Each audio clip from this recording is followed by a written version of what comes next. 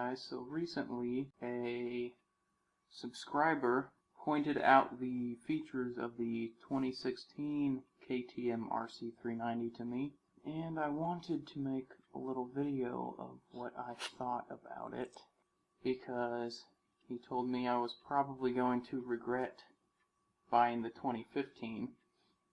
Now what you're seeing here is the 2016 version, and I looked all over, and this has only been released in India. I don't even know if it's been released in India yet, but I couldn't find anything on if it was being released to the US. It definitely has not been released to the US. The 2016 US versions are exactly the same as before. This one, the changes are slipper clutch. It has a different underbelly pan. It no longer has a hidden exhaust. And then it has a completely removable ABS system.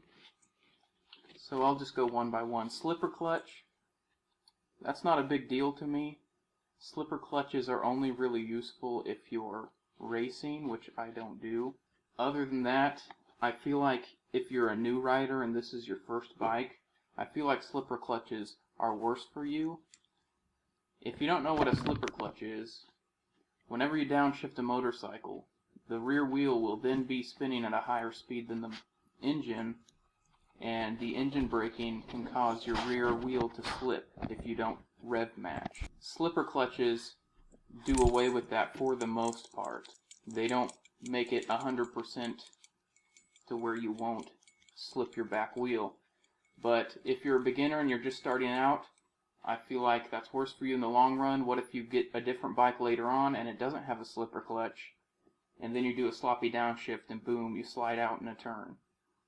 I don't like that aspect of it. Slipper clutches aren't a big deal for me, so I would not regret that. Next, the fully removable ABS braking system.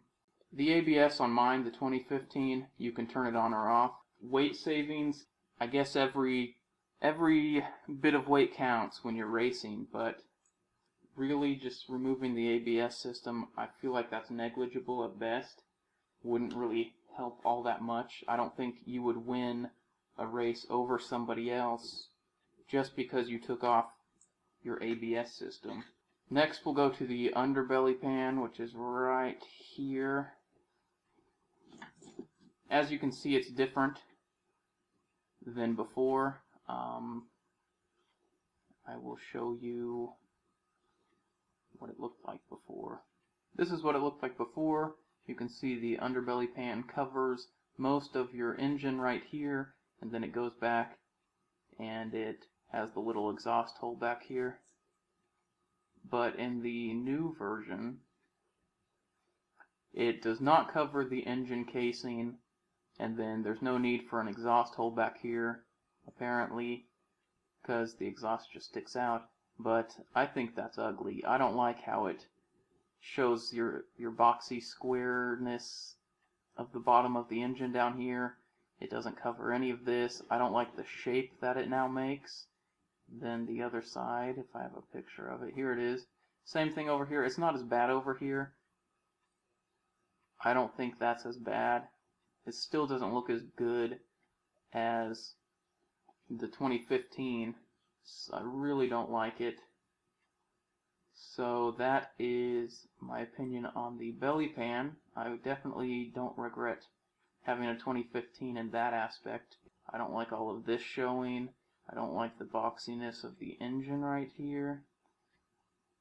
And I just wish that that was not there. Next, the exhaust. Now, I don't know why they changed the exhaust. Probably for some emissions reasons.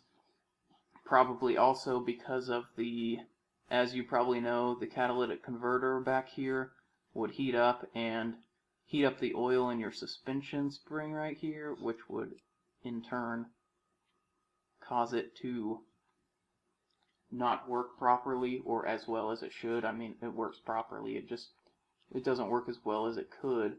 But on this one, from what I see, it looks like the catalytic converter is still back there, very close to the spring. I don't know, maybe that's it right there.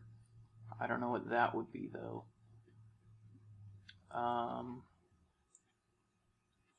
Yeah, it literally still looks like it's right there. Maybe that's just the pipe. Yeah, that looks like it's just the pipe. I wish I would have gotten a bigger picture of this. That probably helps that, but now the center of gravity is thrown off a little bit from what it was, and you've got your weight distribution. It's not down low like it would have been on the 2015. You've got this big, I don't know how heavy it is, but it's the stock exhaust, so it's probably pretty heavy. So you've got that, and it just looks ugly. One of the main things I love about the 2015 is the hidden exhaust, and that's why I haven't gotten a new exhaust yet, an aftermarket exhaust, and I don't, unless it was just emissions or getting the heat off that rear suspension, I have no idea why they would do that. I definitely do not regret having a 2015 in that aspect either, so 4 out of 4 I think were unnecessary or not great moves. So no, I would not regret it. I think the 2016 KTM RC390, if you like how it looks, go ahead and get it. Here are some other shots of it. It doesn't look too bad from that angle. I do like how that license plate holder and mudguard, as it usually would be, is much smaller. On mine it comes like way down here to like a point like that. Looks like a big penis now with huge balls. Disregard that. But I do like that. That's the only thing so far that I like about it. There's a nice little naked shot of it. Looks exactly like the naked shot of the 2015 except for this big piece of crap exhaust. There's the other side. The other side basically looks the same except for this area. It's a little bit different, not much. And then closer up of that exhaust. It's not a bad looking exhaust. It's not the worst looking exposed exhaust I've ever seen, but still, it's an exposed exhaust. It's not even that high up. Usually I don't like them when they're really high up or really long, but I just can't get used to that. I would not like that. And I never liked how if you crashed on your right side, your exhaust muffler was a goner. Even if you have frame sliders, they never stick out enough. You can always get a frame slider that it attaches right here and it sticks out past the exhaust like this. My sweet little drawing. But that's ugly and I feel like it would be annoying. And then there's the 2015, that's my version. So much cleaner, so much nicer. I like this shape up here. This shape looks good with this belly pan, but then if you go back to the other belly pan, I think that shape just looks kind of bad. I don't like it. All in all, I'm glad I got the 2015. I don't know if they're going to release this version in the US. They're stupid about releasing things in the US these days. Yeah, I wouldn't buy it over mine. If I hadn't bought one yet and I had the choice, I would not buy this one. I'd buy the 2015. Plus, I kind of like how they changed it up a lot, because I feel like people will be wanting the hidden exhaust one more. Maybe people like this better. Maybe people like the features that are basically useless unless you're going to be racing. The 2015 will be the only one of its kind, and that makes it even more exclusive. Maybe it'll hold its value better if I ever decided to sell it. So I do like that aspect. That's the only reason I like this new one, is because it makes mine look so much cooler, and it probably makes the resale value hold much better, which it already holds pretty well. Thank you for watching. Let me know what you think of this newer version in the comments. Sorry I don't have bigger pictures. I thought they were bigger. You can just look it up. Don't be lazy. Buy some of my stickers. Go to my channel banner, and there are little PayPal links. And if you hover over the links, it tells you what they are. And at the end of the video, I have a picture of what each one looks like. I guess thanks for watching. I will see you in the next one.